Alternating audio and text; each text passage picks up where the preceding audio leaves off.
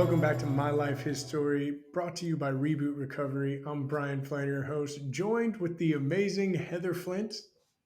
Hi, everyone. And today we have a very special guest. I'd like to welcome John Hosea. Hey, what's up, everybody? Great. So, John, why don't you start by telling us a little bit about yourself? Okay. I am 46 years old. I grew up in Southern California and Nevada for most of my life. And then I got married at 21 and decided after trying to figure out what we were going to do, we had two kids and we were like, what are we going to do? And I came home one day and I said, hey, I called an Army recruiter and I'm going in the Army. And my wife was like, oh, what? And we're like, I'll go in for a couple of years. I'll get some college money. It'll be great. And then somebody decided to crash some planes into the Twin Towers, and the plan that I had completely changed.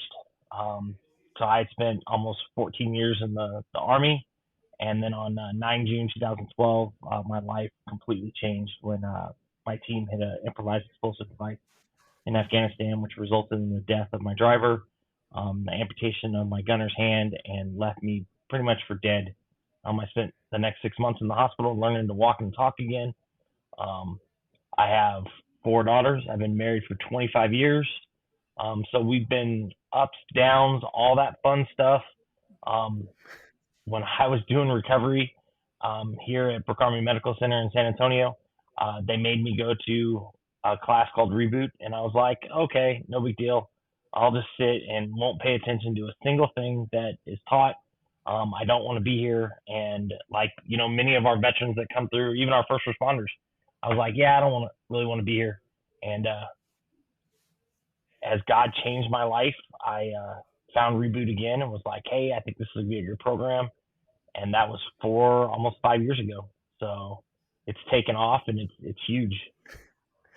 Well, that was a heck of an answer, man. That was a lot of information, and I just kind of I know if I was listening to this right now, I would be like, wait a second, did he just say everything that I think he said? So let's backtrack a little bit. So you joined the army, things are going well. Tell me about that. Tell me about before your injury. Tell me about what army life was like for you at that time. So Army life, we all had that pre-war going. We were training, we were doing all that fun stuff. Um, and then all of a sudden that all changed one day, where we thought, oh, we're preparing for war. We're actually going to war. And it completely changed the look on all the older guys' faces. And, I was older. I was 25 when I went in. So I was that older guy compared to all the 18, 19-year-old kids that had graduated high school and came right in. So I was the older guy. Um, and my goal was to get college money. And that literally changed. I reenlisted in 2003 in Afghanistan, went to Germany, had some fun in Germany, deployed again to Iraq, reenlisted again in Iraq. And then the wife was like, hey, you've been deployed three times already. This is getting a little, I kind of like you at home. And I was like, well, I'll take a TRADOC assignment and go from there. And I ended up going to airborne school, and she was like, okay, the hours are long. And then, from there, ended up becoming a drill sergeant, not by choice. I was DA selected and tried everything to get out of the assignment. But it was probably one of the most rewarding assignments that I had, was to go in and watch civilians come in and then watch them leave soldiers afterwards. And I kept the Mm, whole time all of the stuff that I had learned from my old NCOs and officers. I tried to put into those of what I'd want a soldier to show up to my platoon knowing and being. And at night we'd have called a gap session where we'd sit around with them and we'd say, hey, ask questions about what Army life is like, because what's happening in basic training is not what the real Army is going to be. sure. So let's go from there and start learning. Um, and then halfway through, I picked an assignment to go to Alaska, thinking, oh, I'll go fishing and hunting and all that stuff. And literally got there in July, and uh, end of October was in Afghanistan. So I was like, yeah, I really didn't have any time to go fishing or anything. Sure. Um, so we were halfway through the deployment when we got blown up. So So I guess before we get to getting injured and all that happened, like tell me about what life was like. You told me you were married, that Mhm. you and your wife had different struggles based off schedule, and you Mhm. know you were. It sounds like you were very career oriented. Like succeeding in your career was super important to you. But tell me about what life was like at home when you were home, like before you deployed that third time. Just kind of give me the feel of the family, if you will. When I was home, I wasn't home. And I'm sure a lot of people are going to relate to that. My mind was, hey, what's next? What's the next phone call going to be? Where are we going next? Where are we doing them? Uh, so I was home, but I wasn't home. And now looking back on it, I had all the signs of PTSD. I exploded all the time. Already, Yeah, already already before the third deployment. before the third deployment, I was already starting to develop that stuff where I was on edge constantly. I didn't, we would be home and I'd be like, oh, let's just stay home. We don't need to go anything. If the wife had planned a trip or something, I would ruin it by my attitude. And then, we would end up going and it would just be a fight between the wife and I. Um, we have the philosophy in our marriage that marriage only works when two forgivers get together and forgive each other a whole heck of a lot. There was a lot of forgiving, a lot of give and take. Um, and, our marriage struggled throughout that time, but neither one of us wanted to get a divorce or anything like that. There was a lot of infidelity on my part while I was in Germany. And even that, just because I didn't know how to cope with what I was dealing with. Um, I Wow. was spinning out of control at home. I wasn't at work. I was squared away at work. I was doing what needed to be done. I was advancing my career. I was providing for the family, but my family life, my personal life sucked. That's the best way to put it. If you looked at it from the outside, you'd be like, oh, they're good. There's no problems. We never bashed each other on social media. We never did any of that stuff, but we were spinning out of control and God was not present in our house. My wife was Mm, 100%, and I'm not ashamed to say, was the spiritual leader of our house. She was the one taking the sure. kids to church. She was the one, hey, we're going to church today. Hey, we're going to Wednesday night Bible study. We're doing this. And when I did go, it was 100%. I was just trying to keep her quiet. Yeah. I think a lot of first responders can totally relate to all the things that you're saying too. There's so many similarities. Like I'm picking up on so many different things. And so I hope that, all the first responders and stuff that are listening to this can really hone in and hear your story and reach out.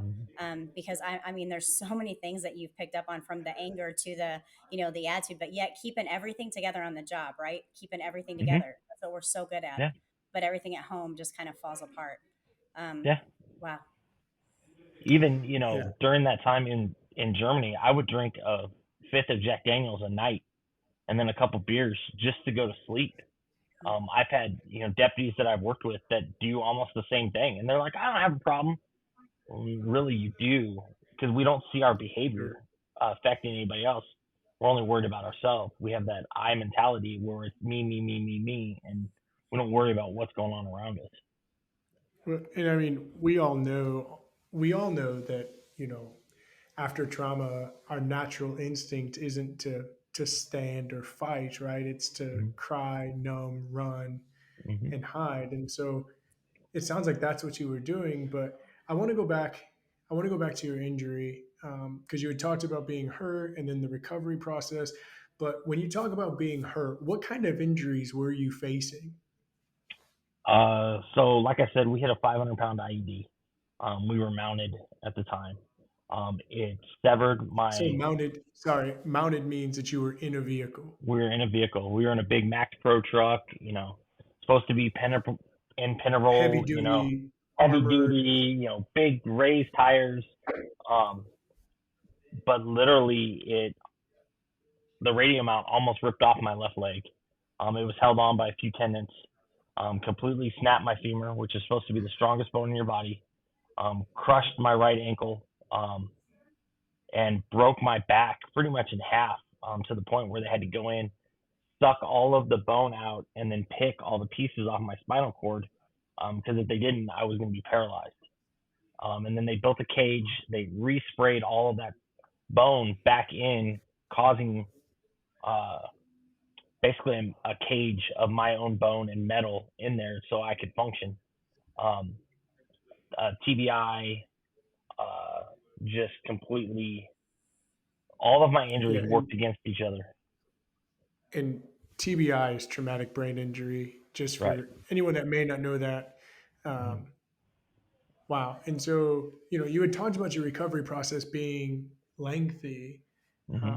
and that eventually you walked into a reboot. But before we talk about necessarily walking into reboot, so you get hurt, you're going through the recovery, so you're going through surgeries, you're doing programs, you're going through all of that. Tell me what home life was like then. Like what was the feel of the home at that time? Uh, as my wife describes it, time stopped. My wife said if she could have stood in the middle of traffic and yelled, "Do you know what just happened?" Uh, it would have changed things. It just happened to be that when I got injured, the day I got injured, my wife and kids were in Albuquerque visiting her parents, visiting her mom and all that stuff. So she was close to Texas. We talk about the military being a family. The day I got injured, that Sarah had a book that she knew who she could call and say, "Hey, John's been hurt. I don't have any information. I just got a phone call, and that's it." And then the Army stopped talking. She didn't hear anything for 72 hours. She didn't know if I was alive. She didn't know if I was dead. She just knew that I had been injured, and that was it. And the phones went quiet. Mm. Um, which, talking with other veterans, even talking to other first responders, that's a trend that happens where the communication stops, where Well, um, and and I think some of it's respectful, right? Like yeah. some of it's like you just got hit with this bombshell. We want to give them Hmm. time to process, time to think about it. But at the same time, like it's not that old saying of no news is good news. Like when Yeah. when you get that phone call and you're like, hey, something's happened, and you're like, okay, great, what? And they're like, we'll get back in touch, and then you don't Hmm. hear anything from days. That Right. causes panic and Hmm. anxiety and worry and all of these things to just Hmm. flood you, and it's hard to process what you don't know, and Right. you don't know what you don't know. Right. And then, the reports that come in, they're never accurate. Sarah thought when she was going to see me that I was burned on 80% of my body. I was missing both legs. That I looked like Anakin Skywalker after fighting Obi-Wan Kenobi. That's the best way to describe it. Um, yeah. I'll throw more Star Wars references as we go through this today. It's funny. Don't think less of me. I've never seen Star Wars. This I get interview's over. I know. I get the reference. I get the reference, but I've not seen it. It's okay. And Heather, I know you spend a lot of time working with first responders and pastors and ministers that are focused on helping first responders.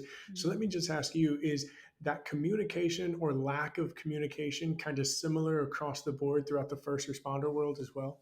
Absolutely. It really is, for all the reasons that you say. And I think that can also cause a lot of, especially among spouses, but even among the responders and pastors as well, can cause a sense of false guilt and shame, because then you're Mm-hmm. wondering, where's this family, where's this support that you feel. And I know even going through some of my stuff, I felt that too. So there's so many common things that I'm picking up on too, even with John sharing his story. So absolutely Yeah. very similar. Yeah. And so John, you're going through these surgeries, or you come home, your wife doesn't know what's going on, she's expecting one thing, she sees it different, Mm-hmm. she still really doesn't know what's going on, she's taking you to these appointments, taking you to these therapies, but like what was your relationship with your family at that time? I know you said that your wife thinks that time stopped and like Mm-hmm. nothing continued, but that tells me that you weren't present even when you were Mm-hmm. present. But I guess like what was the feel? What was the type of relationship you and your wife and you and your girls had? Mm-hmm. Um, so for that 6 months that I was in the hospital, my wife and kids lived pretty much in the hospital with me. The girls had a rotation of one would stay with me at night and then go home, or vice versa, and they would rotate. We watched Star Wars, because there was days where I just couldn't move. We would have Star Wars on the TV, or a Disney cartoon, or something. We played Barbie dolls on the floor, or my family got really big into Legos. So we started doing Legos and stuff like that. And then as that time transitioned to where they were like, okay, hey, it's time for you to go home. I'd already had 32 surgeries at that point, where it was just putting me back together. It would be, one day after another day after another day of, okay, hey, he's going back in for surgery again. We got to go back into his back and adjust. We gotta do this. We gotta do that. So that kind of worked. But if anything, we look at it like God said, hey, you know what? You guys have had a lot of trauma. You've had a lot of issues. And now we're going to work on that. So our past issues kind of got put on the back burner, and we just concentrated on each other and working. Sarah kind of shifted from that being the spouse to being the head of the house and taking care of me because I couldn't take care of myself. I was so addicted to pain pills. I was so addicted to all of this stuff. I would go to one doctor and they would give me a bottle of oxycodone. It'd be like 300 milligrams. I would go to the next doctor and he'd give me 2 more bottles at 500 milligrams. So each doctor would just keep giving me pills, and the pharmacy never stopped to say, hey, this guy just came in and picked up 12 different bottles of oxycodone. There might be a problem here. They just kept giving it to me on top of all the other drugs. When I left the hospital on October 7th, 2013, I had 36 pills that I was taking. 36 different pills that the VA or the Army had given me and said, here you go. These are the pills you need to take. Man. So my mind was mush for a long time. And so let me ask you this. So you get out of the hospital in October of 2013. When did you walk into your first reboot group? During that recovery process, it was one of those things that the Warrior Transition Unit had. I don't think they were supposed to have it because we never got a book. It was all printout copies. So it was, hey, you watch the video, and it was like a check the block, an hour-long thing. I'm sure it was more detailed, but I can't tell you. It was like that mandatory suicide briefing that you had to go to where you really didn't want to be there. I knew my life was spinning out of control. My wife, controlled my medication, but I'd always have 2 or 3 bottles in my backpack of oxycodone that I wanted to numb the pain. So I would pop 10 or 12 pills just to numb the pain, just to function. Wow. Make sure that you like, subscribe, follow, and come back next week for part 2.